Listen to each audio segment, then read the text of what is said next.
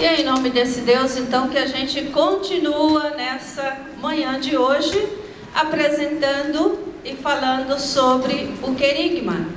Querigma, apresentar, anunciar, proclamar, pregar, gritar Jesus Cristo e os atos também de salvação na nossa vida e na vida do povo. É apresentar, é dar a conhecer, é anunciar, dar essa boa notícia. Não é qualquer notícia, mas uma notícia de bondade, de felicidade, de bem-aventuranças. Proclamar, declarar publicamente com autoridade, gritar e expressar com intensidade e também com urgência que Ele está no meio de nós. Querigma é a proclamação de uma mensagem. É sinônimo de evangelho. É o feliz anúncio de um grande acontecimento. É a proclamação da novidade que se transforma em vida. É o anúncio essencial da salvação da fé em Jesus Cristo. É a mensagem primitiva, adesão e seguimento de Jesus. A primeira fase da pregação apostólica. E é o que leva, então, a esse encontro com a pessoa de Jesus Cristo. Nós falamos bastante de acolhimento no dia de ontem. E esse tempo é um tempo de acolhimento, de relacionamento e também de amizade. É um tempo de acolher, de integrar e de encantar. Nesse gesto de acolhida, a gente acolhe com o coração. E a gente também faz o ato de proximidade, de ir ao encontro. Que o Papa Francisco nos pede, sai, vai, ao encontro. E a pessoa também precisa de espaço, precisa de tempo. A gente não pode invadir, a vida da pessoa.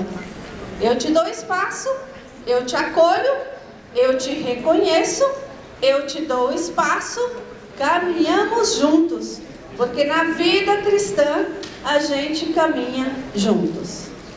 E é tempo então de acolher, integrar e encantar.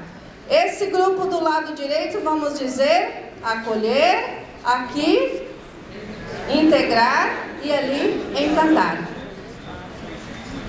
Querigma é tempo de acolher, integrar, encantar. Vamos fazer bem como se o nosso time tivesse feito um gol. E a gente vai dizer bem forte e bonito essas palavras. Querigma é tempo de acolher, integrar, encantar. A fonte do querigma é a palavra de Deus. A Bíblia, como espelho então da experiência humana, é o anúncio de Jesus. No Antigo Testamento, o querigma é identificado de duas formas: o credo familiar do povo de Israel e o credo comunitário também do povo de Israel, que nós vamos acompanhar agora. Deuteronômio 6, 20 a 25. Amanhã, quando seu filho lhe perguntar o que significam esses testemunhos, estatutos e normas que o nosso Deus Javé ordenou a você, você responderá a seu filho: nós éramos escravos do faraó no Egito. No entanto, Javé com mão forte nos tirou do Egito. Diante dos nossos olhos, Javé realizou sinais e prodígios grandes e terríveis contra o Egito, contra o faraó e toda a sua corte. A nós, porém, ele nos tirou de lá, para nos fazer entrar na terra que, sob juramento, havia prometido aos nossos pais. E Javé nos mandou cumprir todos esses estatutos, ter o temor de Javé, o nosso Deus, para nosso bem, para sempre, e para fazer-nos viver até o dia de hoje. Esta será a nossa justiça, cuidar de pôr em prática todos esses mandamentos na presença de Javé, o nosso Deus, conforme Ele nos ordenou. Então, nesse texto, nós lembramos a importância da transmissão da fé, de recordar também a escravidão e a libertação, de recordar a mão do povo, a mão de Deus que caminha com o povo, reconhecer os sinais de Deus, cumprir os estatutos e mandamentos e reverenciar e obedecer ao Deus da justiça. Deuteronômio 26, 1 a 11. Quando você entrar na terra que Javé, o seu Deus, vai lhe dar como herança, depois de tomar posse dela e nela habitar, pegue das primícias de todo o fruto do solo que você trouxer de sua terra e que Javé, o seu Deus, lhe dá, coloque-as num cesto e vá ao lugar que Javé, o seu Deus, tiver escolhido para fazer que habite aí o nome dele. Você deverá ir até o sacerdote que houver nesses dias e dizer: hoje eu declaro a Javé, meu Deus, que entrei na terra que Javé tinha jurado aos nossos pais que nos daria. O sacerdote receberá o cesto de suas mãos e o colocará diante do altar de Javé, o seu Deus. Então, tomando a palavra, você dirá na presença de Javé, o seu Deus: meu pai foi um arameu prestes a desaparecer. Ele desceu até o Egito, onde passou a habitar com poucas pessoas, e aí veio a ser uma nação grande, forte e numerosa. Os egípcios, porém, nos maltrataram e humilharam, impondo dura escravidão sobre nós. Clamamos então a Javé, o Deus de nossos pais, e Javé ouviu a nossa voz, viu nossa aflição, nossos sofrimentos, nossa opressão. E Javé nos tirou do Egito com mão forte e braço estendido, em meio ao grande terror, com sinais e prodígios. E nos trouxe a este lugar, dando-nos esta terra, terra que emana leite e mel. Por isso aqui estou, Javé, com as primícias do fruto do solo que tu me deste. E você as colocará diante de Javé, o seu Deus, e se prostrará diante de Javé, o seu Deus. Por todas as coisas boas que Javé, o seu Deus, tiver dado a você e à sua casa, você se alegrará, você, o levita e o migrante que está em você. E nesse texto, então, vem trazer presente para nós e nos fazer reconhecer a ação de Deus na história pessoal e na história também comunitária. Expressar gratidão pelas bênçãos e provisões de Deus. Recordar a libertação e cuidado de um Deus que ouve a nossa voz, que vê a aflição, a angústia, o sofrimento, a opressão do coração humano, que tira do Egito, do sofrimento com mão forte e oferece um lugar, uma terra onde corre leite e mel, uma terra de abundância e de prosperidade, de fertilidade e riqueza, de bênção a favor de Deus. A fonte do querigma cristão é a memória da pessoa de Jesus Cristo que se manifesta na vida, nas ações e palavras também registradas no Evangelho. A organização das comunidades cristãs originárias e a experiência da igreja nas casas também são fundamentos para esse anúncio querigmático, porque a igreja nas casas mostra a importância dessa disponibilidade em ouvir os ensinamentos dos apóstolos, na partilha do pão, nas orações e também na comunhão fraterna.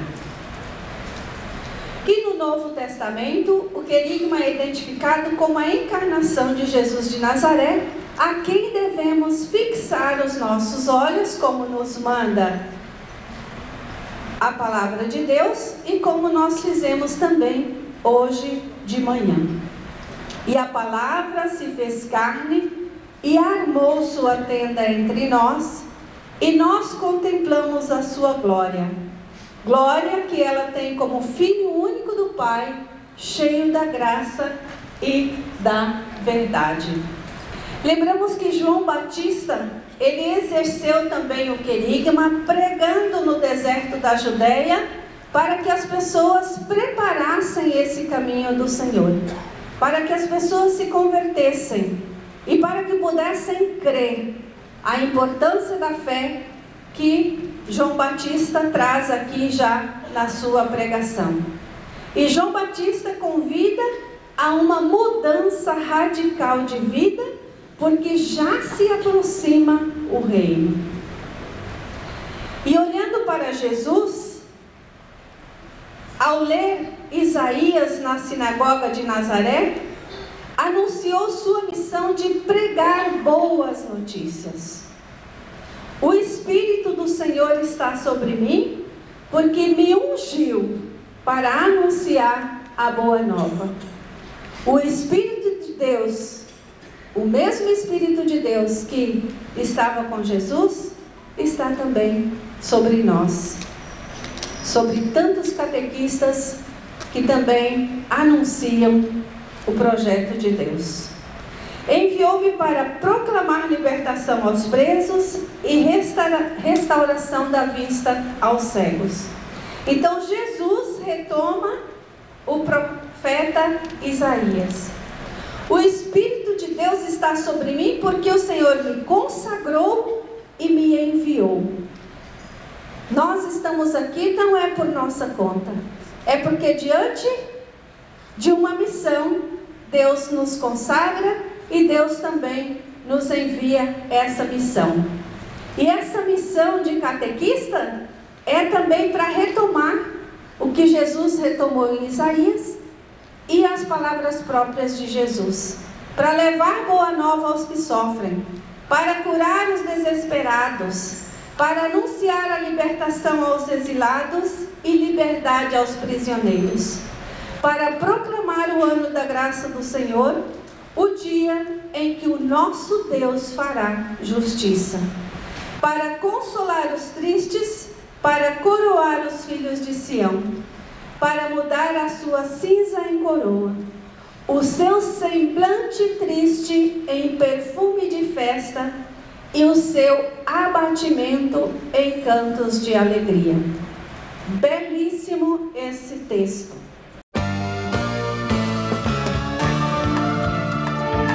Aleluia, aleluia, aleluia, Jesus Cristo vai falar. Aleluia, aleluia, vinde pelo mundo o Evangelho anunciar. Mas como invocarão aquele em quem não creram? E como podem crer Se ainda não ouviram? E como pode ouvir Se não houver quem pregue? E como pregarão Se não forem enviados? Aleluia, aleluia, aleluia, Jesus Cristo vai falar. Aleluia, aleluia, ide pelo mundo o Evangelho anunciar.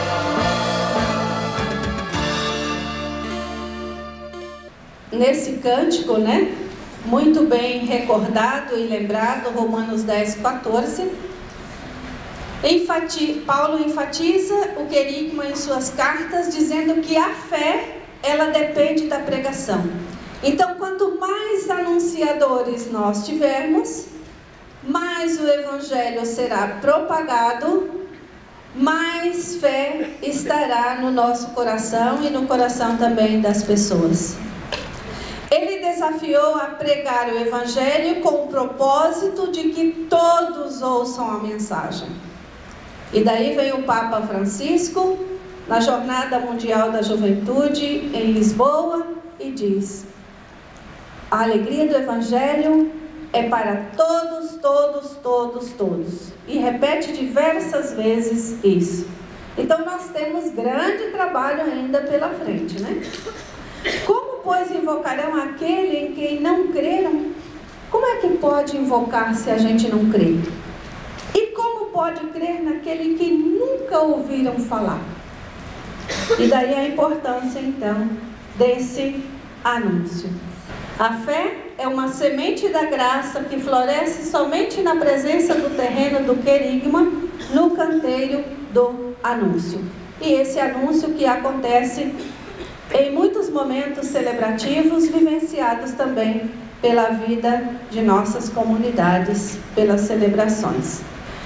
Para invocar Deus é necessário ter fé. Para ter fé é necessário ouvir falar dele. Portanto, é importante que as pessoas ouçam a mensagem de Deus para que possam crer e para que possam também invocar o seu nome. E aí Paulo diz e lembra e recorda para nós, né? Vamos ler juntos, porque é importantíssima essa frase ali. Pois não pregamos a nós mesmos, mas a Jesus Cristo, o Senhor. É isso, a gente não prega a nós mesmos, mas a Cristo. Anunciar o querigma implica então em despertar a fé nos ouvintes e manter acesa a chama desta fé.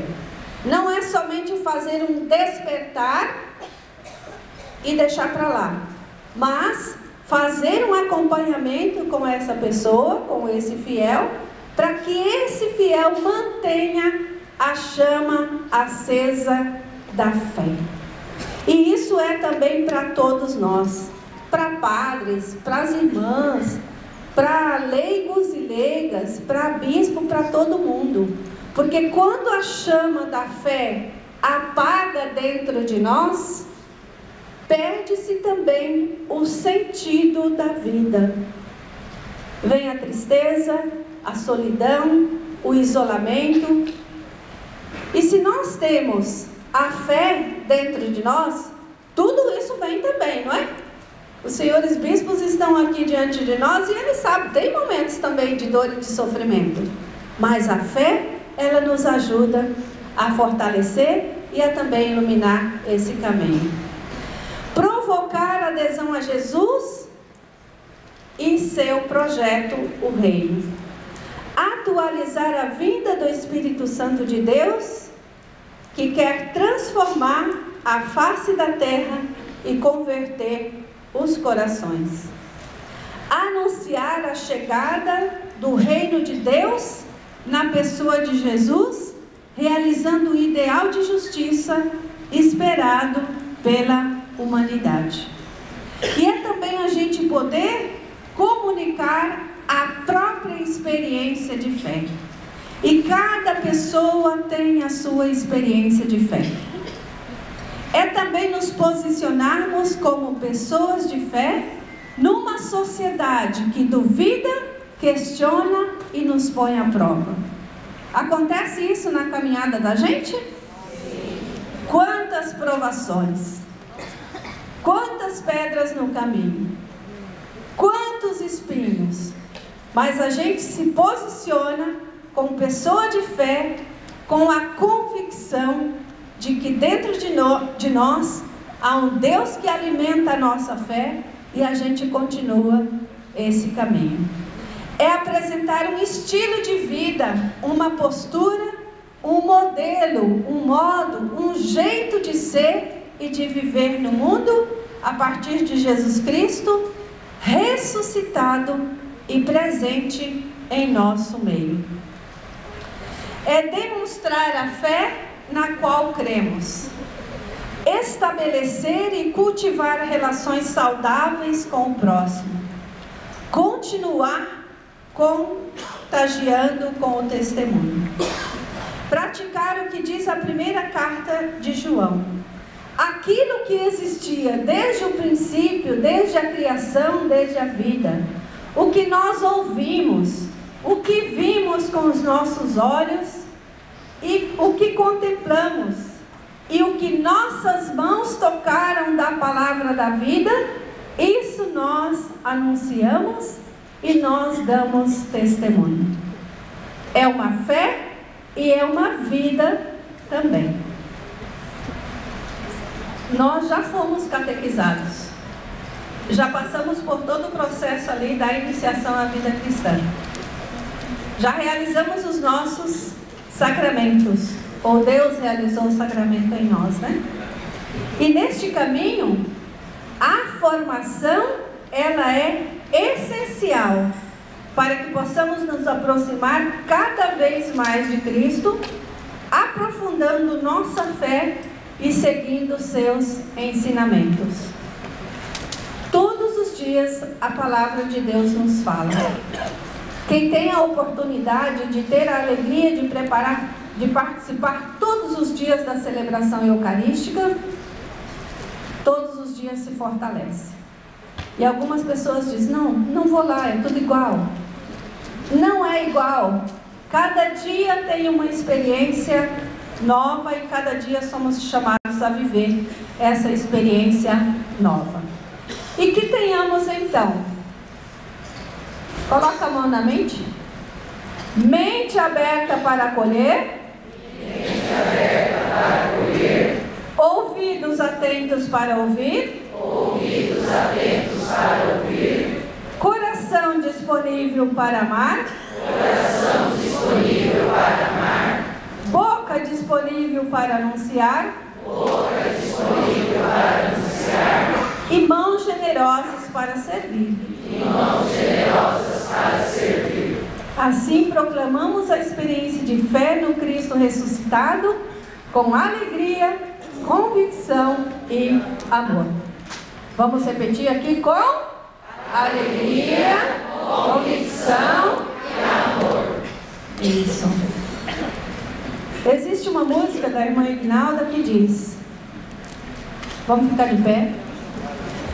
Aqui só bons pensamentos. Aqui só bons pensamentos. Aqui só bons sentimentos. Aqui só bons sentimentos. Aqui só boas ações. Aqui só boas ações. Boas ações. Boas ações. Boas ações. Boas ações.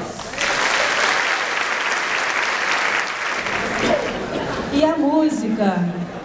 Eu tô com a minha voz bastante ruim, mas vou cantar também para vocês. Aqui só bons pensamentos. Aqui só bons sentimentos. Aqui só boas ações. Boas ações. Boas ações. Ajudem. Aqui só bons pensamentos, aqui só bons sentimentos, aqui só boas ações, boas ações, boas ações. A mente, ela é de extrema importância. Os nossos pensamentos nos levam aonde a gente quer estar, onde a gente sonha estar e onde a gente está. Antes de chegar a esse sulão, passou pelo pensamento. E esse pensamento passou pelo coração e passou também pelas ações de muita gente trabalhando. Por isso a gente também cuidar dos nossos pensamentos, porque ao mesmo tempo que ele nos leva a bons caminhos, ele pode nos levar também ao extremo do mal e ao extremo contra a própria vida. Então, cuidarmos dos nossos pensamentos. A Conferência Geral de Aparecida mostrou a importância de desenvolver nas comunidades esse processo de iniciação à vida cristã, que comece pelo querigma, anúncio da boa notícia, e guiado pela palavra de Deus, conduza a um encontro cada vez maior com a pessoa de Jesus. Que leve também a conversão ao segmento em uma comunidade eclesial. É importante ser catequista, é importante a vida de fé, é de extrema importância a vida de comunidade. Porque a vida de comunidade é onde nos fortalecemos e onde retomamos também as primeiras comunidades cristãs. E um amadurecimento da fé na prática dos sacramentos, do serviço e da missão. Vamos ler a outra frase? O coração está ardente, amando, os pés se colocam a caminho, e o caminho da esperança é Jesus, com todos os seus ensinamentos. A palavra de Deus proclama a mensagem central da fé cristã, anunciando Jesus Cristo como centro de salvação e de esperança também para toda a humanidade. E uma grande esperança foi anunciada pelo anjo a Maria. Maria, uma simples mulher, escolhida para ser a mãe do Salvador, Messias e Senhor. Ela recebe esse anúncio, essa boa notícia. Vejam, a Virgem conceberá e dará à luz um filho. Ele será chamado pelo nome de Emanuel, que quer dizer? Deus está conosco. Ele esteve, Ele está e Ele estará conosco. A passagem se refere à profecia do Antigo Testamento, que anuncia que uma virgem conceberá e dará à luz um filho chamado Emanuel. Destaca essa presença de Deus entre nós. E Jesus é a manifestação dessa presença e do amor de Deus para conosco.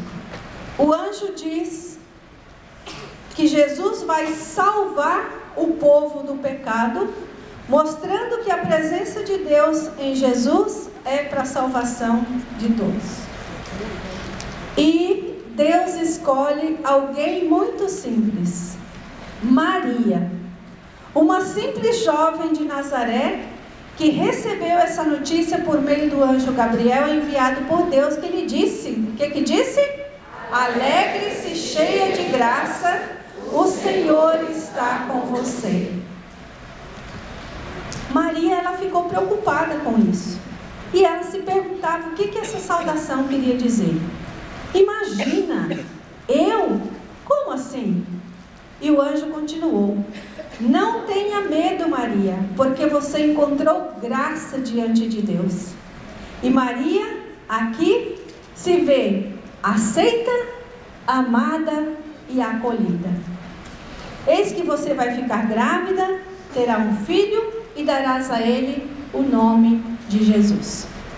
Essa mesma graça de Deus que acompanhou Maria é anunciado também a nós todos os dias, porque nós somos também pessoas agraciadas por Deus, porque o próprio Deus está conosco. Essa notícia que Maria recebeu é uma notícia o quê? Magnífica. É uma notícia esplêndida, incrível, porque Maria fazia parte do povo de Deus que sofria todas as formas de dificuldade. E vem e diz alguém: isso vai passar, isso vai ficar diferente. Há uma luz brilhando aí. A vida é maior do que todo esse sofrimento. E na Anunciação, Deus escolhe essa mulher socialmente insignificante. Maria tem um nome comum. É a noiva de uma pessoa comum também, de um carpinteiro. Moradora de Nazaré, uma cidade modesta e sem fama. Porém ali é o lar de Maria, uma jovem para viver uma vida extraordinária. Deus escolhe esta mulher para trazer ao mundo a redenção e a salvação. Deus olhou para a pequenez de sua serva e a fez mãe do Salvador. Como Ele olhou para Maria, Ele também, com certeza, se revisitarmos a nossa história como pessoa cristã, se recordar a nossa história enquanto catequista, enquanto coordenadores, enquanto pessoa chamada por Deus a uma vocação específica, vocação à vida religiosa, vocação à vida consagrada, a ser bispo, padre, manto, leigo e leiga, se a gente revisitar essa nossa história, nós vamos ver que Deus olhou também para a nossa pequenez. E é nessa pequenez que Deus nos chama. Vamos acompanhar um pouco essa história ali no vídeo. Vocês já sabem, mas é bom recordar.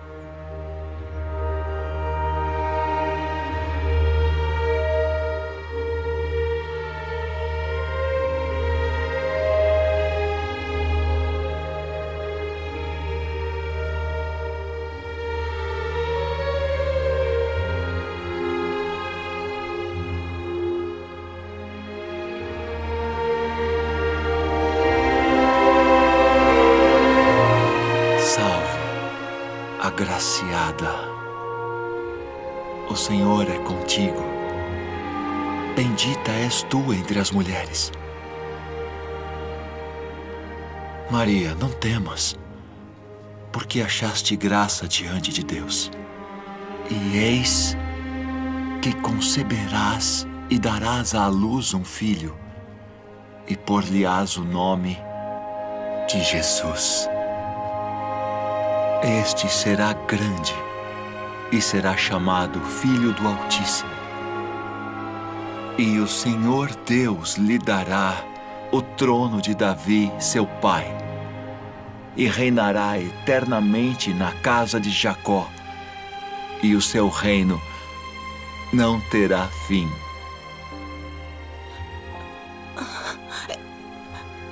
Como se fará isso? Pois não conheço homem algum. Descerá sobre ti o Espírito Santo, e a virtude do Altíssimo te cobrirá com a sua sombra.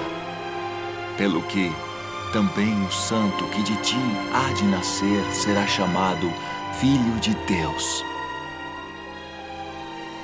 E eis que também Isabel, tua prima, concebeu um filho em sua velhice. E é este o 6º mês para aquela que era chamada estéril. porque para Deus nada é impossível.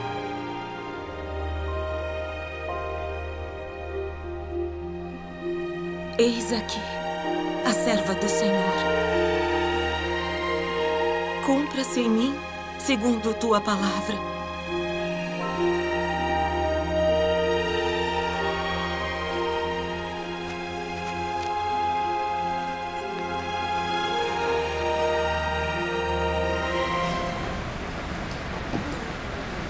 Eu falava dos pensamentos.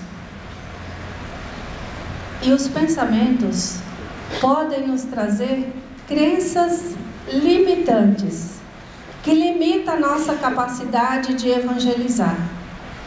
Eu não posso, eu não consigo, eu não dou conta. Não passa isso de vez em quando pela nossa cabeça?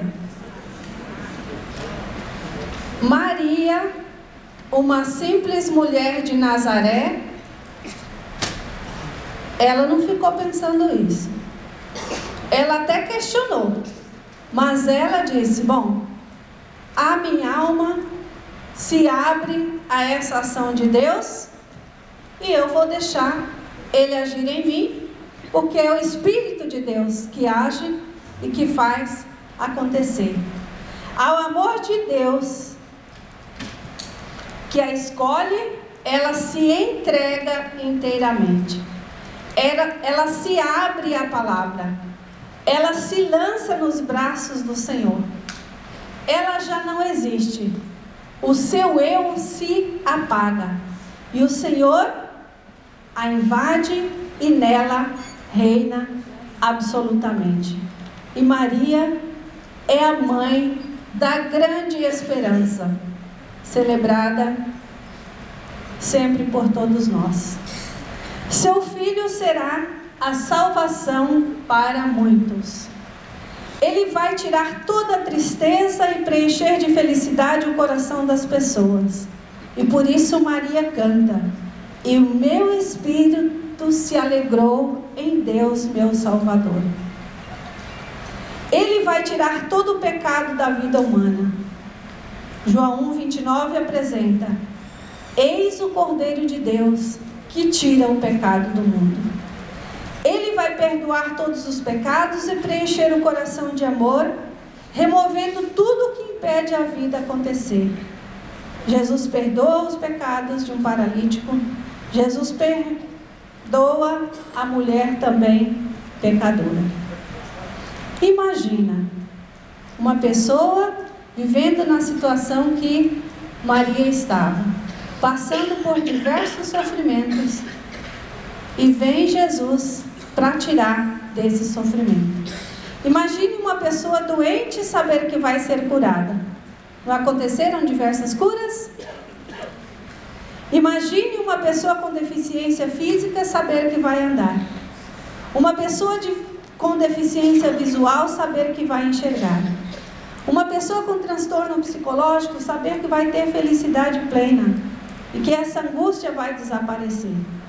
Porque diz o Salmo 34:18: perto está o Senhor dos que têm o coração quebrantado e salva os de espírito abatido.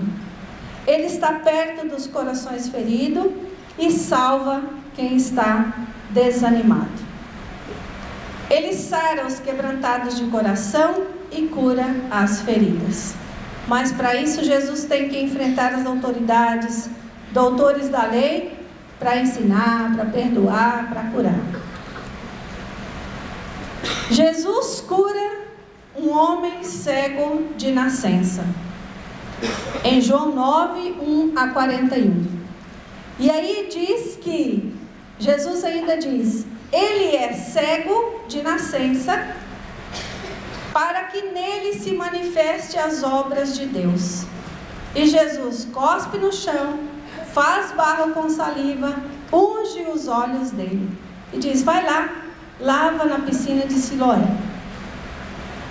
Jesus faz o trabalho dele, mas é importante também que nós façamos o nosso. Esse vá lá, lavar na piscina de Siloé, provoca um movimento dentro daquela pessoa, daquele cego.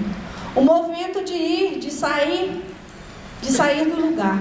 Uma atitude de coragem que espera dele também. O cego foi, lavou-se e voltou a enxergar.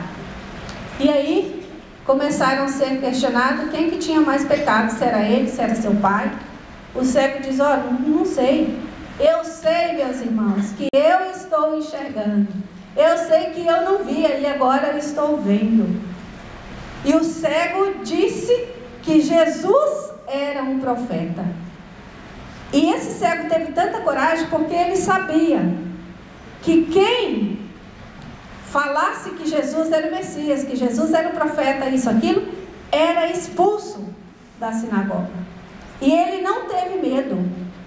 Ele fez esse anúncio profético de que Jesus era um profeta. E Jesus pergunta para ele, você acredita no Filho do Homem? Ele diz, eu acredito sim, Senhor.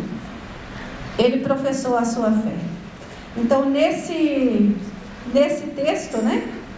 Mesmo que sabendo o risco que ele corria, ele fez esse anúncio e essa profissão de fé. É o que nós, enquanto catequistas, somos chamados a fazer. Este encontro com Jesus deve sempre modificar nossas vidas, como vemos nos exemplos do Evangelho, em que todo aquele que segue Jesus possui uma vida nova e sofre uma transformação.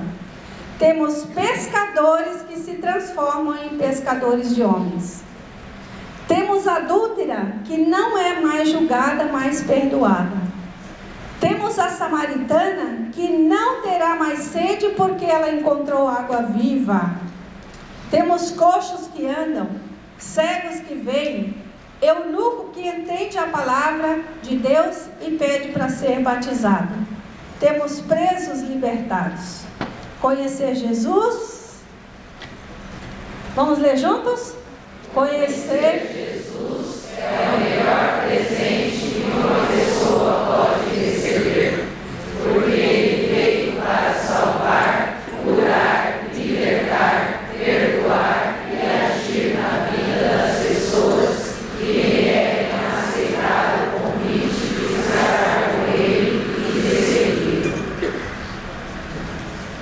Pode passar. O outro texto, os discípulos de Emaús, mostra como acontece a transformação após o encontro com Jesus. E é uma das simbologias também da arte, né? Desse sulão. Nós não vamos falar muito sobre isso. O encontro com Jesus se dá no dia a dia. Esse texto dos discípulos de Emaús, que vocês já sabem muito bem, nós não vamos falar dele, mas depois vocês podem ler. Lembra que todos nós catequistas já tivemos também nossos momentos difíceis e nossos momentos escuros. Momentos em que caminhávamos tristes, pensativos, sem horizonte, sem esperança, enfrentando a escuridão da vida. Ou por alguma doença, ou por alguma incompreensão, ou por alguém da nossa própria família que fala, mas o que é que você vai fazer lá? Tantos dias fora de casa, e você segurando na cruz, meio sangrando às vezes nesse sofrimento. Você diz, eu vou, porque eu sei que lá eu vou me reconstituir enquanto pessoa também no encontro com muitas outras lideranças. Mesmo diante de tudo isso, continuamos a ser amados e Deus nunca nos deixa de amar. E esta é a nossa esperança. Caminhamos adiante com esperança, porque Ele sempre está conosco em Seu Filho Jesus. E Jesus, Ele sempre está ao nosso lado para nos dar esperança e para aquecer, esquentar o nosso coração. E para dizer para a gente, vai em frente, eu estou contigo, coragem, vai em frente, tenha esperança, não desanime. Vamos dizer essa primeira frase, vira para o seu colega e a sua dupla, quem está dormindo acorda, porque está terminando esse pedaço. Vai em frente, vamos lá?